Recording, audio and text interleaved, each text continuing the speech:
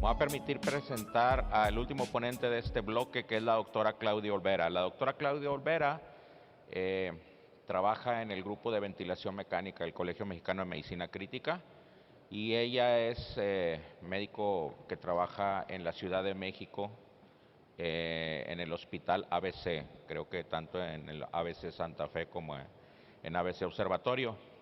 Ella nos va a hablar acerca de el efecto de las diferentes altitudes en diferentes ciudades cuando venimos a hablar de ARDS o CIRA. Ok, bueno, todo lo que acaban de decir totalmente cierto, excepto que no todos vivimos a la altura del nivel del mar. Muchas gracias, doctor Chavarría. ¿A qué altura están en Monterrey, por cierto? 500 metros.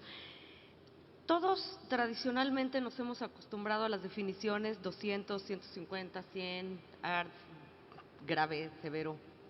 ¿Aplica realmente esta definición cuando vivimos en otros niveles?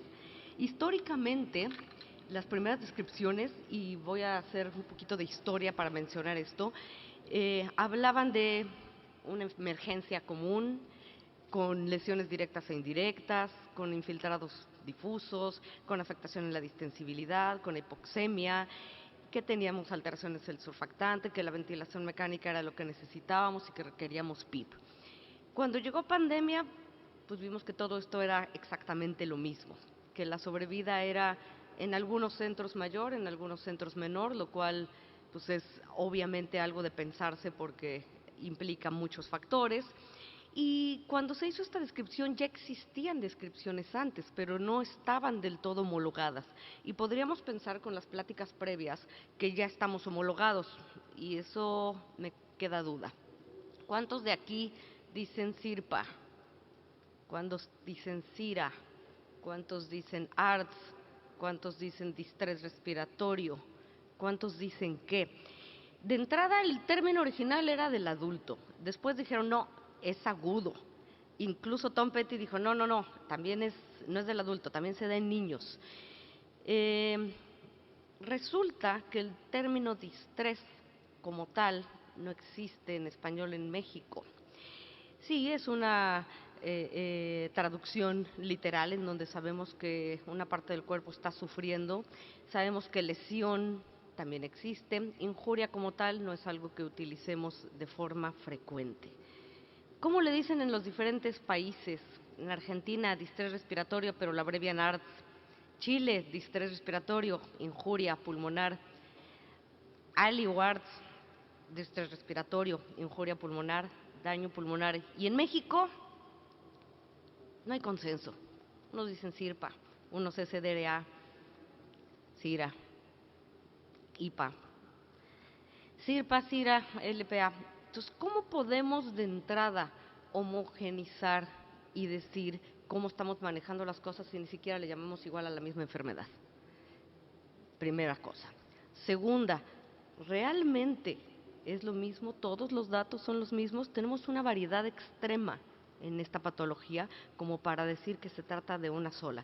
Sí, desde 1967 sabíamos que las lesiones podrían ser de cualquier lado, desde 1988 se intentó clasificar y algo bien importante, estos números.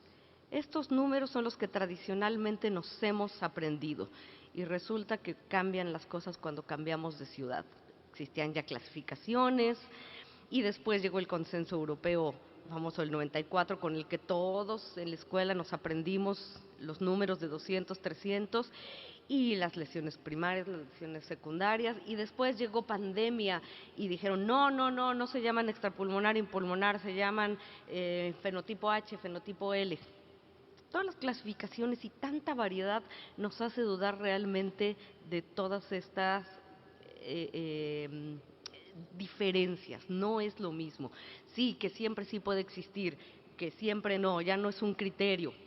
Y entonces ya no tenemos una definición como la original, tenemos diferentes grados, eliminamos a raíz de Berlín algunas definiciones, se dividió después con los estudios de Gattinoni entre pulmonar y extrapulmonar. ¿Y qué teníamos en estos de pulmonar y extrapulmonar? Pues distensibilidades bajas, teníamos unas respuestas adecuadas a PIP, otras respuestas inadecuadas a PIB, y resulta que en una plática previa antes, no sabemos si reclutar funciona cuando tenemos COVID, pues probablemente porque tenemos mucha variedad. Y entonces salen estos estudios con pulmonar y extrapulmonar y con variedades que son exactamente similares estas dos cosas, ¿no? Entonces, cuando tenemos tanta variedad, hay que agregarle todavía una tercera variedad para poder clasificar. Sí, tenemos que tener una clasificación en general, y resulta que los lugares con la altura más alta a nivel mundial, pues no son los que les interesan mucho en Estados Unidos. Bolivia, Perú, China, México y todos los demás a nivel del mar. Entonces, ¿cómo se hacen las clasificaciones? A nivel del mar. ¿Alguien sabe a qué altura viven ustedes? Tenemos una definición que ya no existe, tenemos una definición que nos habla de gravedad, y en la práctica breve nos hablaban de mortalidad asociada a este nivel de PF. Este nivel de PF no es el mismo en todos lados, y los estudios nos están diciendo que sí, pero no, a nosotros no nos aplica nada de esto.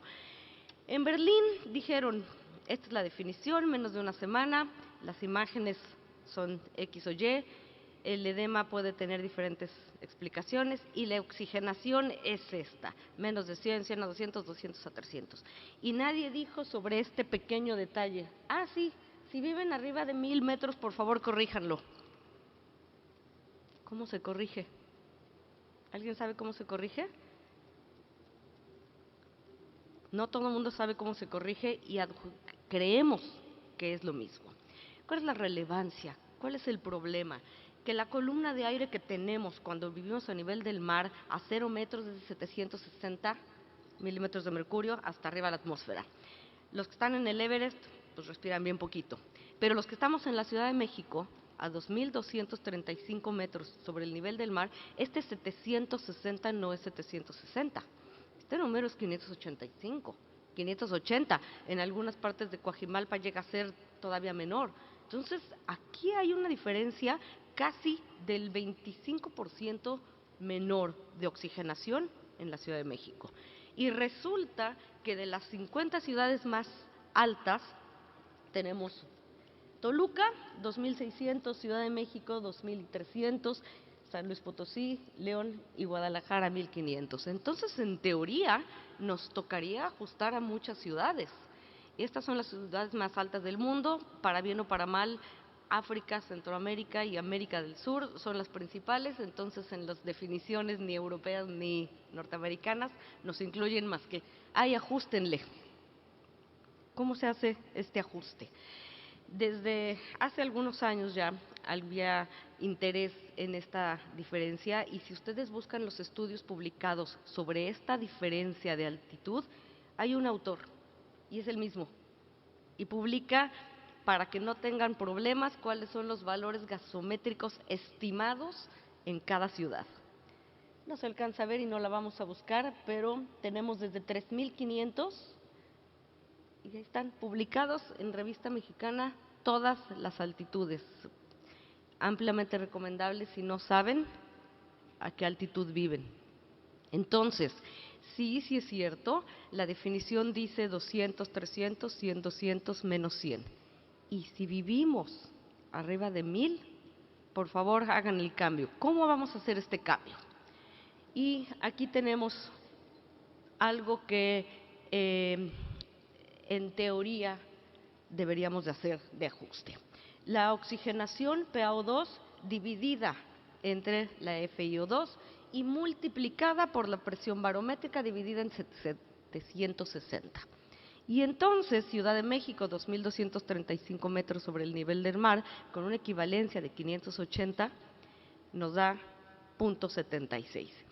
Este artículo que ven aquí abajo, publicado apenas hace un mes, es una revisión, 3 publicaciones sobre distrés respiratorio. En la primera, un recorrido por la historia; en la segunda, las definiciones; y en la tercera, en pediatría. En este segundo artículo, publicado por Lorraine Ware, hablan sobre Estos ajustes hablan sobre las probabilidades y posibilidades que tenemos que ajustar o lo que se debería de hacer para estandarizar y homologar estas definiciones. Y entonces, si nuestro número mágico en Ciudad de México es .76, todos ustedes deberían de conocer este 580. Nosotros ya no lo sabemos. Es .76. ¿Cuál es el de ustedes? ¿A qué altura se encuentran ustedes y cuánto tenemos que ajustar? ¿Y qué hacemos con este .76? Ya, encontré mi número mágico, ya sé cuál es mi altura, ya sé mi número. ¿Qué hago? Vamos a cambiar esta PaO2, FiO2. Y entonces, resulta que los números en México no son 200, 300, 100, 200, son 100. Los números para clasificar un distrés respiratorio que ni siquiera sabemos cómo llamarle es de 153 a 229. ¿Alguien sabía eso? ¿Alguien sabía que cuando llega el residente y les dice el paciente está con 155 de PF y uno automáticamente piensa que es grave? Pues no tanto, estamos en Ciudad de México, es moderado. Y que si llega con 80 y pensamos que es gravísimo, pues no tanto, es moderado. Entonces, tarea, no es como take home message, no, es tarea. ¿Cuál es la altura de mi ciudad? Hay que averiguar la altura de su ciudad. Número 2, ¿cuál es la presión barométrica de su ciudad? Y número 3, ¿cuál es el número mágico para ajustar a su ciudad? Eso es algo muy importante porque entonces, ¿cómo podemos estandarizar y decir que COVID se muere en 70 y tantos %, cuando tienen pues si ajustamos y si los clasificamos en grave o si los clasificamos en intermedio o si los clasificamos en leve? Estos números nos enseñan en la escuela. ¿Por qué? Porque las publicaciones de los libros de texto que estamos llevando para llevar la clase de terapia intensiva, medicina crítica o neumología no son mexicanos, no son del DF. Entonces, aguas con esto. Y no es la intención cambiar los libros ni cambiar las definiciones, es ajustarlo y llevarlo a nuestra realidad de cada ciudad. Y entonces, nada más hay que tener otro número. Cuidado. Ya nos aprendimos, sí, no son estos son no solo si vivimos a nivel del mar, son estos. Pero entonces, vamos a poner un ejemplo y es un número al azar.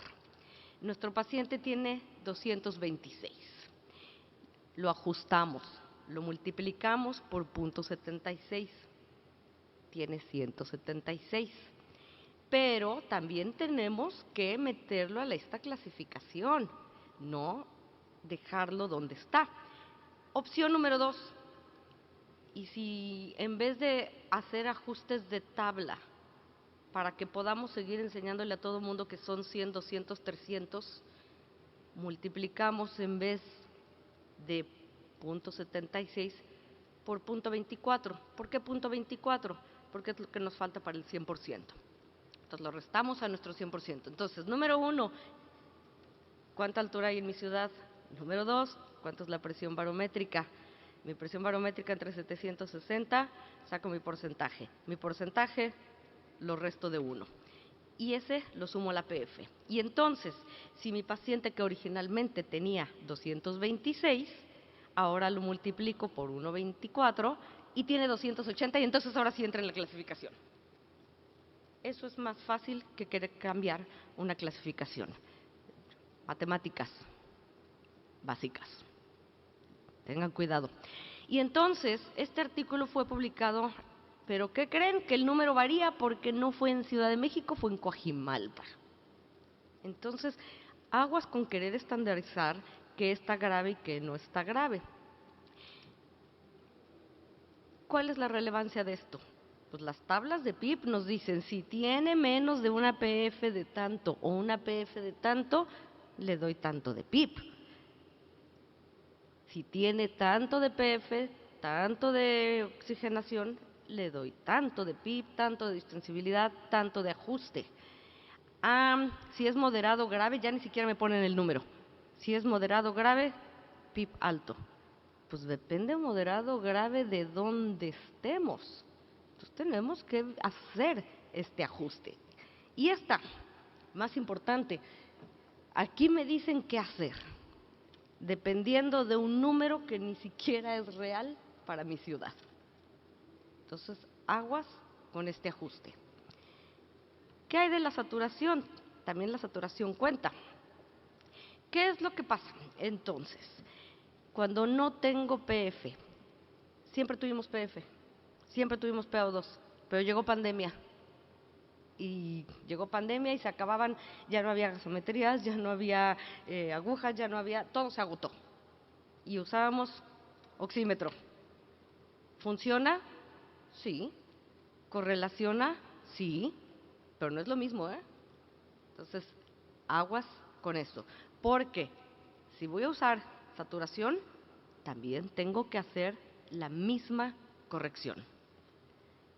Y de hecho, como les mencioné, en el artículo Lauren Ware dice, si utilizan PF o SF, tenemos que hacer el ajuste a cada ciudad. Y regresar a fisiología básica. No es lo mismo una saturación que una PF. Sí, tiene buena correlación, sí, dependiendo de en qué parte de la curva de disociación de la hemoglobina estén, dependiendo si no tengo cualquiera de las múltiples alteraciones que me pueden desplazar la curva a la izquierda o la derecha, y siempre y cuando la saturación esté por abajo de 97. Si está por arriba de 97, ni siquiera es válido. Entonces, ¿tengo que hacer el ajuste nuevamente con saturación? Sí, lo tengo que hacer nuevamente con saturación. ¿Existe adecuada correlación? Sí, sí existe. Pero resulta que en cada estudio es diferente. ¿Qué es lo que está pasando? Que ni siquiera sabemos exactamente cuánto le estamos dando de FiO2 cuando el paciente no se encuentra conectado a ventilador. Con todos los nuevos aditamentos, incluyendo el alto flujo, ni siquiera podemos calcular al 100% cuál es la FiO2 real que le estoy dando a mi paciente.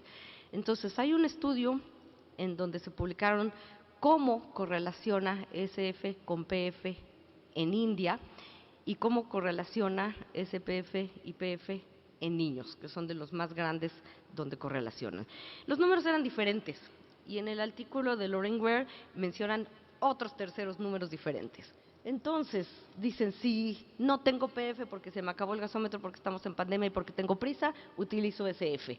Y en vez de ser 200, 300, tengo 235 a 315. Nuevos números que aprendernos, ¿por qué no? Moderado, 148 a 235, o grave, menos 245. Ese en el de India. Este en el de pediatría. No, los números van de 285 a 325. 160 a 285. No, menos de 159 es grave. O en el artículo de Lauren Ware. 200-300 equivale arriba de 264. Moderado, 148 a 264 o menos de 148. Y hay algunas páginas que todavía se atreven y nos dicen, no, yo te lo calculo inmediatamente y hasta te digo en cuánto está. Entonces, ¿cuánto tiene mi paciente? Mi paciente está saturando 95%. 94% porque es lo que decían que debe de ser, arriba de 94%, lo que debe tener paciente COVID. ¿Cuántos? Le voy a poner 95% porque asumimos que está extremadamente grave y le estoy dando toda la oxigenación que puedo, no invasiva o invasiva. Y calculo y me da la supuesta SAFI y me lo clasifica con un SDRA y hasta me da el SOFA. Y me da una equivalencia de PAFI. ¿Qué tan real es esto? Pues no del todo real, ¿no? Entonces, sí, efectivamente, nos sirve SAFI, no es lo mismo. Este es el artículo que les mencionaba de Lauren Ware, publicado hace un mes, en donde hablan de cómo ha ido evolucionando esta clasificación y cómo incluso la patología que predisponía lo que llamábamos primario o secundario ha cambiado. En aquellas definiciones no hablábamos del vaping como una factor desencadenante de lesión pulmonar aguda, ¿verdad? Porque ni siquiera existía. Entonces hay diferentes patologías desde el tiempo y después menciona ella ultrasonido. ¿Cuál es el problema del ultrasonido? Pues es operador dependiente. Y ella menciona como probables revisiones que debieran de sacarse próximamente, y así lo pone. Y utilizan la saturación, y utilizan algo muy importante que por primera vez nos dicen cómo hacerlo, la altura. Utilicen la altura porque no puede ser bajo ninguna circunstancia similar. ¿Son necesarias nuevas definiciones? No lo sabemos. Lo que sí es necesario es ajustar a nuestro lugar donde vivimos. No hay un consenso en la terminología, ni siquiera la terminología en nuestro país. Cada quien le llama como quiere o como puede. Entonces, de entrada, ¿cómo podemos hacer ajustes si ni siquiera sabemos cómo se llama? Si podemos ponernos de acuerdo en cómo se llama, espero nos podamos poner de acuerdo en cómo se trata y cómo se maneja. Sí, tienen que conocer la altura de donde viven, sí, hay que reprogramarnos mentalmente a saber que 100, 200 y 300 son los números que ya sabemos, pero que hay que ajustar, en el caso de la Ciudad de México, con este 76%.